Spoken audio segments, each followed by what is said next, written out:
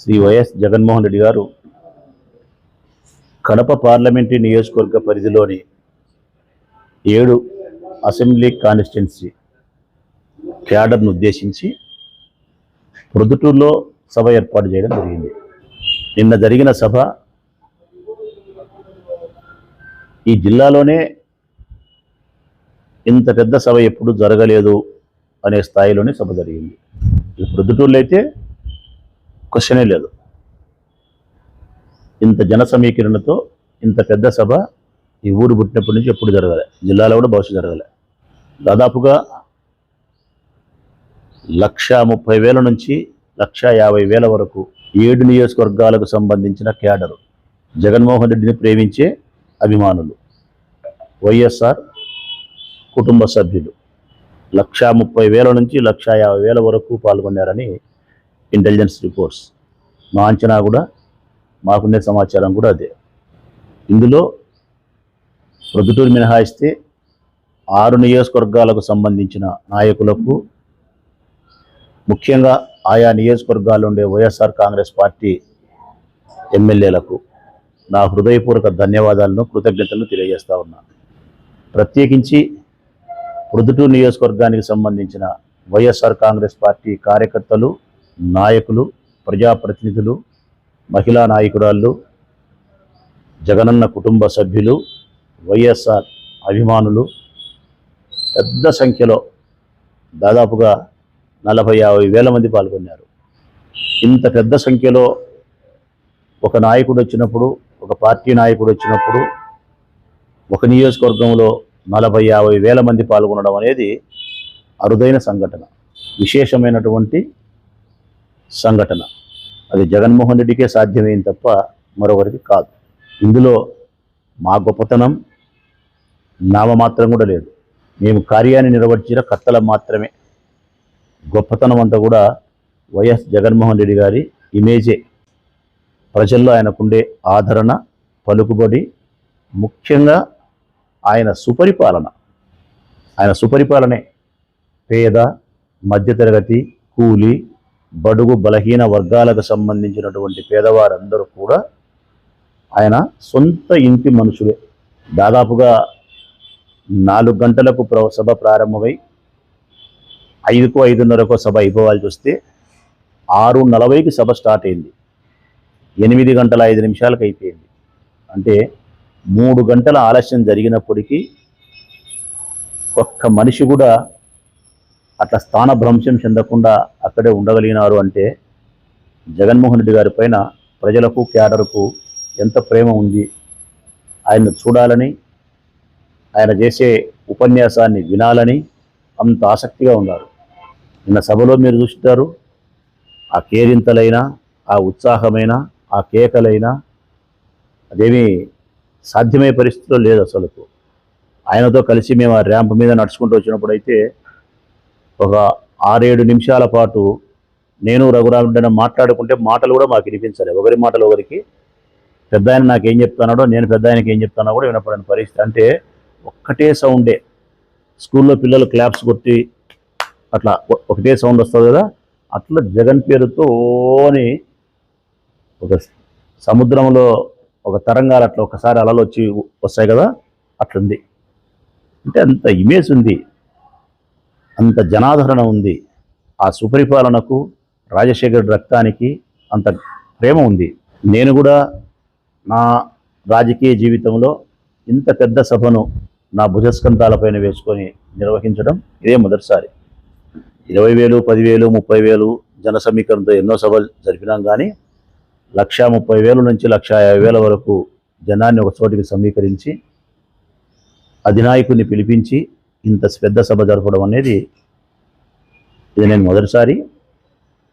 ఈ ప్రొద్దుటూరు నియోజకవర్గంలో ఏ నాయకునికి దక్కని గౌరవం, పాత్ర నాకే దక్కిందేమో అనిపిస్తుంది. ఎవరు చేసిండారు అట్లా? మేమే చేసినాం. అది జగన్మోహన్ రెడ్డి గారి వల్ల నాకు ఆ గౌరవం దక్కిందని చెప్పి నేను భావిస్తాను. జగన్మోహన్ రెడ్డి గారి అభిమానుల వల్ల, వైఎస్ఆర్ కాంగ్రెస్ పార్టీ క్యాడర్ వల్ల నాకు ఈ కీర్తి ప్రతిష్టలు దక్కినాయని చెప్పి నేను భావిస్తాను తప్ప ఇందులో నా సొంత బలము కానీ, నా సొంత ప్రమేయం కానీ ఏమాత్రం లేదు. అందుకే ఈ నియోజకవర్గంలోని వైఎస్ఆర్ కాంగ్రెస్ పార్టీ క్యాడర్కు రాచమల్లు శతకోటి అభివాదాలు చేస్తూ ఉన్నాడు, కృతజ్ఞతాపత్రుడై.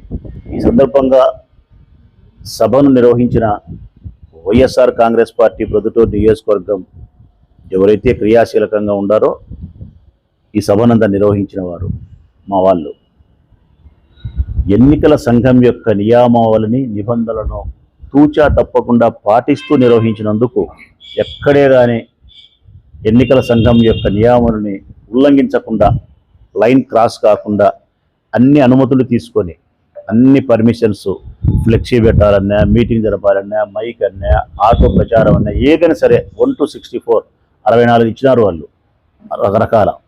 ఎక్కడే కానీ ఏ నిబంధనను ఉల్లంఘించకుండా నిర్వహించిన వాళ్ళు మా వాళ్ళు. ముఖ్యంగా ప్రధానంగా 5-6 మంది బాగా పనిచేస్తున్నారు.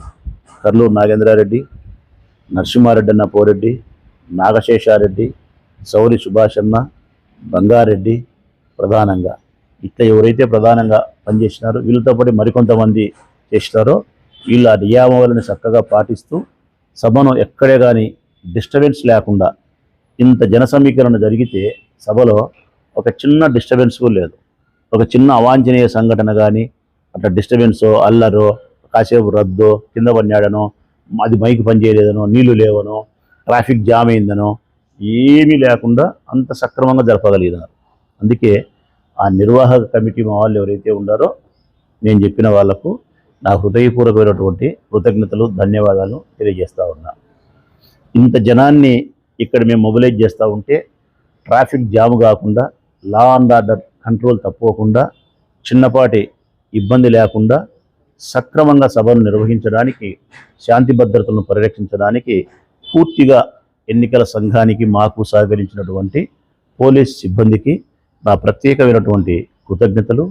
ఆ పోలీస్ బాస్ అయినటువంటి కడప జిల్లా ఎస్పీ గారికి నా హృదయపూర్వకమైనటువంటి ధన్యవాదాలను, కృతజ్ఞతలను తెలియజేస్తా ఉన్నా. వన్స్ అగైన్ ఎస్పీ గారికి నా హృదయపూర్వకమైనటువంటి కృతజ్ఞతలు. ఇక ఈ సమావేశం, ఈ సభకు సంబంధించి మా అధినాయకుడు మాట్లాడిన మాట ఏంటంటే మరొక 45 రోజుల్లో ఎన్నికలు రాబోతూ ఉన్నాయి. ఎన్నికలు వచ్చిన వేళ మీరు ఫ్యాను గుర్తుకు 2 సార్లు బటన్ నొక్కాల్సిన బాధ్యత ఉంది. 2 సార్లు ఎంపీ గారికి ఒకటి, ఎమ్మెల్యే గారికి ఒకటి బటన్ నొక్కాల్సిన బాధ్యత ఉంది.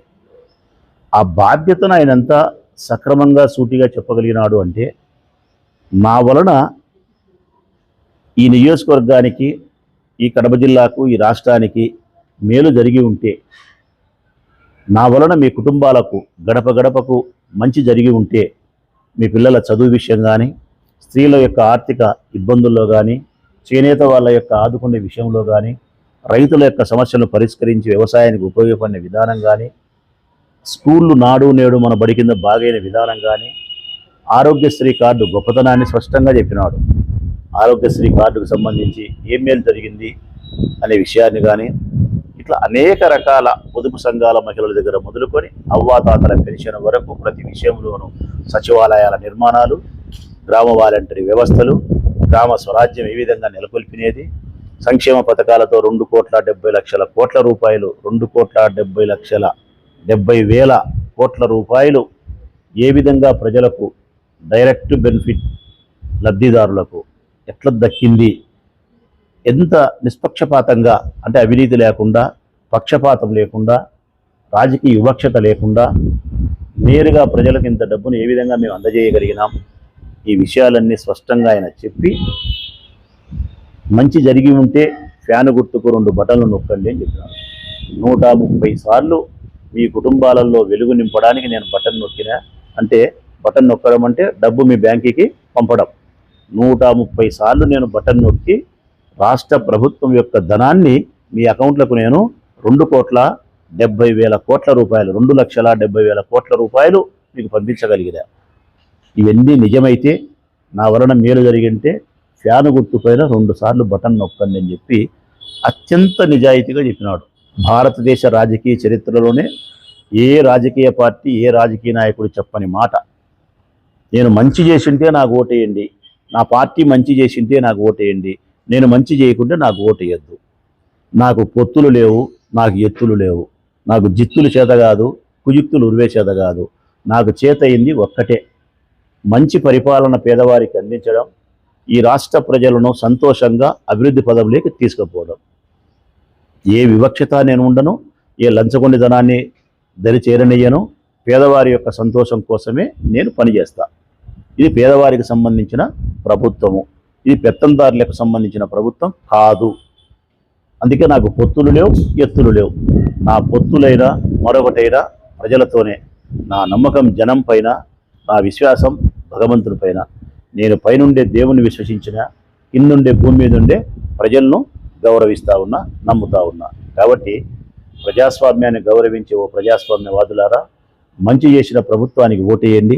ఆ మంచి చేసిన ప్రభుత్వం మీ బిడ్డ జగన్ అయితే జగన్ మరొకసారి ఆశీర్వదించని చెప్పి ఇంత క్లియర్ కట్గా, ఇంత ముక్కుసూటిగా, నిజాయితీగా ఉపన్యసించిన ఉపన్యాసం మరే రాజకీయ పార్టీ గతంలో చేయలేదు, భవిష్యత్ కాలంలో కూడా చేయలేరు.